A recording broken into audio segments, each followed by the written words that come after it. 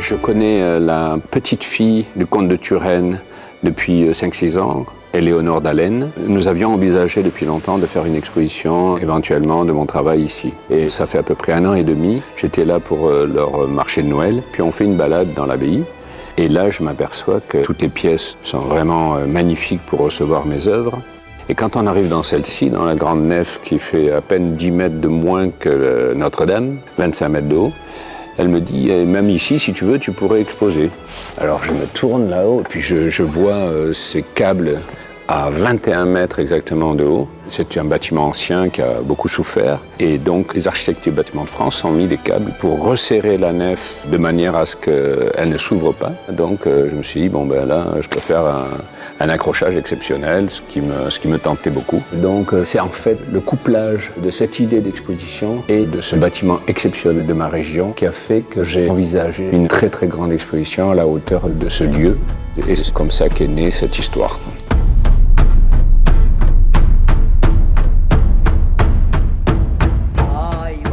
Je trouvais dommage qu'un lieu si important pour le tourisme de la région n'ait pas quelques œuvres appropriées à l'époque donc de l'abbaye.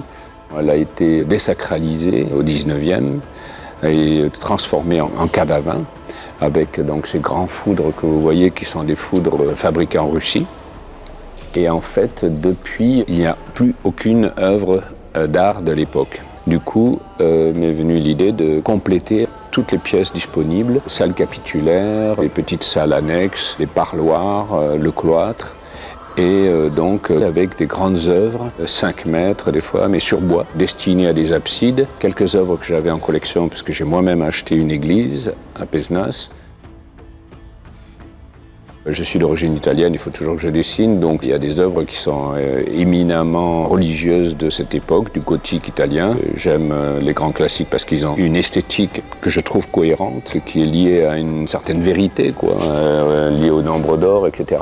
On peut retrouver le même schéma dans des choses plus abstraites.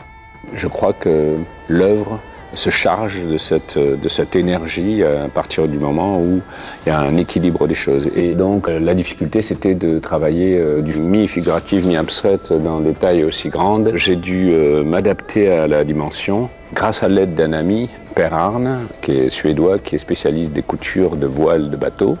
On a pu coudre des toiles de 80 mètres carrés. En tout, il y a à peu près 1000 mètres carrés de toiles qui sont donc accrochées, sans compter donc le reste de ma collection. Toutes les autres œuvres ont été faites pendant les 2 ans sur bois. J'ai appris la dorure, j'ai appris pas mal de techniques comme ça anciennes du 14e. Là, on bascule dans une toute autre technique de travail. Les plus grandes œuvres étaient faites sur place, devant la nef de l'église, au sol. C'était très très intéressant de profiter de cette énergie particulière de cette église avec le calme absolu qui était vraiment tout à fait en adéquation avec ce que je voulais faire et après les placer à la verticale. Comme je n'ai pas pris des toiles traditionnelles qui sont des toiles apprêtées, il m'a fallu trouver une sorte de technique de mes anciennes aquarelles il y a 45 ans sur papier. Et avec les mêmes pigments que j'ai travaillé sur la place du Capitole, comme sur les grandes fresques de l'Occitanie et les accords de Kyoto à Copenhague, etc. dans la neige. Celle-ci était faite pour juste quelques heures.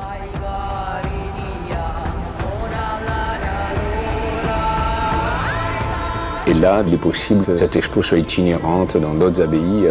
Donc je mélange les pigments avec une certaine quantité de colle et j'arrive à avoir une peinture plus durable, permanente que ces bâches. En fait, je donne un grand coup de jet d'eau sur toute la bâche, je laisse l'eau imprégner et après je fais ce qu'on appelle un lavis. Je travaille à même une toile mouillée. Et là, donc, il y a une période très précise où il y a un degré d'hydrométrie qui fait qu'on peut tracer des lignes directes. Le problème, c'est qu'il faut aller très très vite. Et du coup, des personnages en pied, il faut les réaliser dans les minutes, alors que normalement, ça se traite en journée entière. Et là, c'était la difficulté donc, de réaliser des œuvres dans à peu près 5-6 heures avant la tombée de la nuit pour que ça ait le temps de sécher et puis rentrer la bâche. Je dois vous parler de ces dessins qui sont là, qui sont des études préliminaires des grandes bâches que vous avez dans la nef, une sorte de Parthénon, donc sur le thème de l'Apocalypse, un peu sombre comme vous le voyez.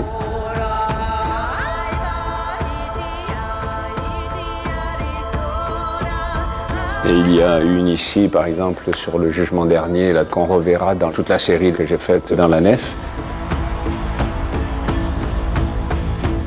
Ici, vous avez le grand triptyque au centre Dieu, devant la grande fenêtre gothique qui permet de voir Dieu au travers. À sa droite, Saint Jean, de l'Apocalypse de Saint Jean, avec son aigle. Et à sa gauche, Saint Pierre. à la droite de Dieu, donc vous avez les bons, les opprimés. Et à sa gauche, les oppresseurs, ceux qui ont créé le chaos de notre monde actuel. C'est la particularité de ce jugement dernier. Puis ici, vous avez donc la bleue, par exemple, qui est une sorte de tsunami, mais vue de très haut, de satellite. Donc là, on voit comme une espèce de montée des eaux sur notre planète. Il y a une similitude à différentes échelles. Le macro est la dimension bien plus grande, et donc Leonardo da Vinci avait fait le parallèle. La verte qui est derrière, on est plus près de l'eau et donc on a carrément les boucles de l'eau qui d'ailleurs sont réalisées à partir des boucles de cheveux de ma chérie. Et c'est comme ceci qu'ici on peut voir des œuvres de grande taille qui font référence à notre planète.